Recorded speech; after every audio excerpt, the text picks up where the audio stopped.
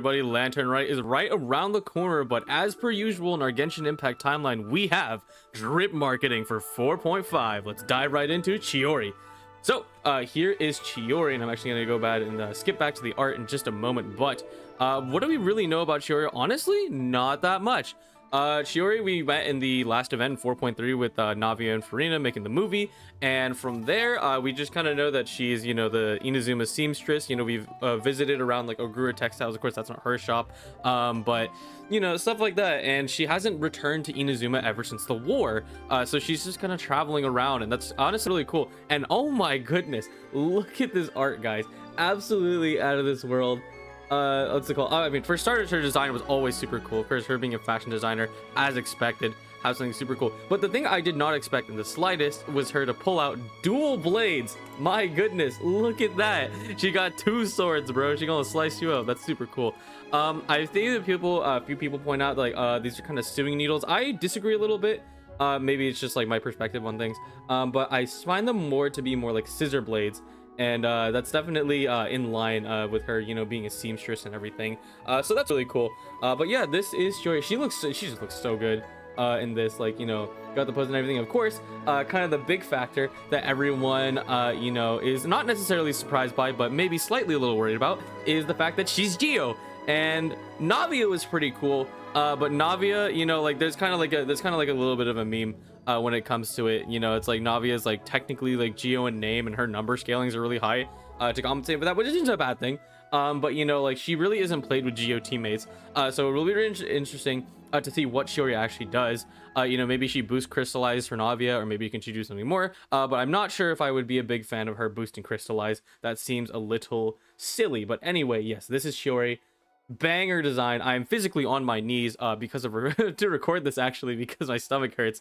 But anyway, let's move on and actually do the reading so you don't have to do it. So here is Chiori. Do I want to read this? Sure. Okay. Chiori is really good with her hands. Whenever I try on a new outfit, she always does up my hair too. It's all part of the package, she says. I just love the way she brushes my hair, says Kira. Whoa, I know what you are. Okay, name Chiori, title the Thundering Seamstress, the boss of the Chioria boutique, Geovision, and the Sosa. I think I know what that is. At least I've heard it kind of by name, like, you know, this kind of root, at least at the start. Some etymology there, but that's fun. Yeah, what a quote. Well, yeah, a lot of people talking about the double sword wielding thing. I'm worried because I feel like she's not actually gonna make use of her two swords, but I mean, that's fine. You know, at least she has it. At least they're putting some diversity in. You know, having just like one thing is definitely boring. But let's move on to the story portion of things. So yeah, let's talk about Chiori, the Thundering Seamstress. On the busiest street of Fontaine's Quartier Leonas lies a clothing store called the Chioria Boutique. Okay, though it may seem unassumingly small, you'll notice that the passerbys often stop to peer in. People say that the boss Chiori hails from Inazuma, and that she is direct as a bolt of lightning. They know what happens to those who insist on interfering with her business, having witnessed the fallout of their own eyes. Not only to do meddlers invariably end up tasting the bitterness of defeat, but some of them, for the very first time in their lives, learn what it feels like to be thrown backside into the gutter, literally. Oh, whoa, yo, Chiori beats people up. Okay, that's kind of awesome. I mean, you kind of get that vibe, but like, damn. What sort of background and upbringing gives foreign fashion designer the confidence to act so boldly? This question is that the local journalist asked another day when to witness such spectacles. Their eyes widen in amazement. Oh, though, Charlotte, you're in for it. Don't get thrown in the sewer, bro. They're constantly on the hunt for antidotes that might shed some light on her past, some even having traveled all the way to Inazuma to secure an interview with her family and friends and former tailoring mentors. Yo, when Charlotte went on that trip to Inazuma in 3.7, she secretly did an interview stakeout. That's funny. Let's see here. Abstain, headstrong, and disobedient from a young age, even daring to forgo honorifics when addressing her elders. Overall, not in a particularly positive picture. Chiori's parents alone would let out a smile, saying she just has a unique way of thinking, and she is single-mindedly devoted to the pursuit of her dreams. Miss Chiori, may I ask, how did you manage to achieve such success, and what are the secrets to designing with such wonderful clothes? Sitting opposite, Chiori began to put away her needle and thread as she stared coldly back at the journalist masquerading as a customer. I make whatever I wish, however I wish to. How then? How about you then? Are you planning to buy anything or not? Yeah.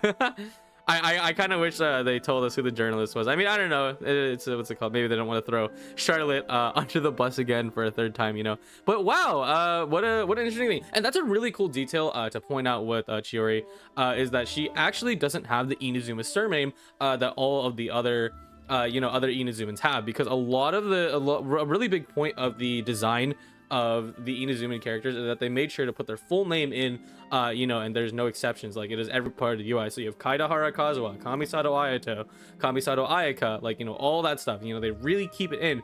And I actually just realized, because it's been so long since we've had an Inazuma character in the first place, so that Chiori, like, unironically, like, it's a little bit of a surprise. I didn't even notice it, that, yeah, she doesn't have her surname included either.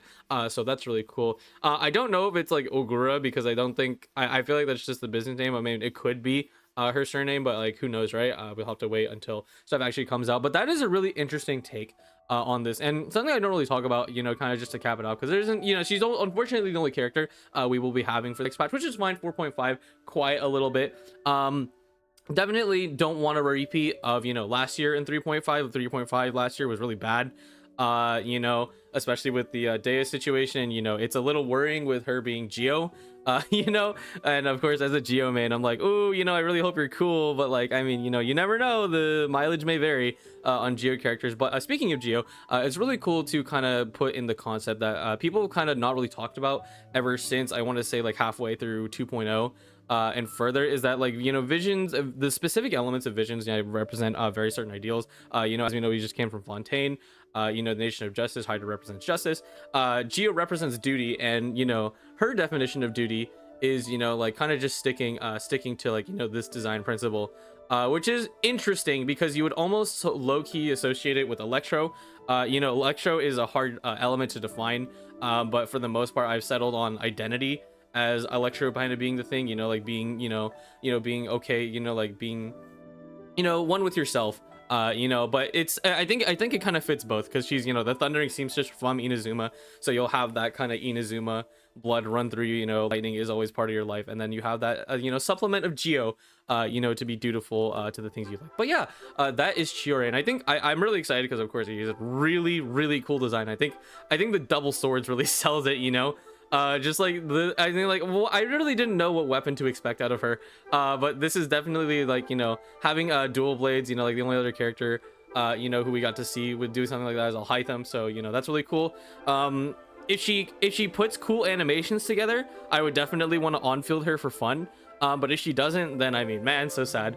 But she's probably going to be a support. Like, I'd be really surprised if she was like an on-field fighter. But I mean, hey, maybe she's tossing people to gutters. That's her specialty, But yeah, that is Chiori, and that's pretty much all I have to say. I'll just take a gander at the design one more time. Look at that, man.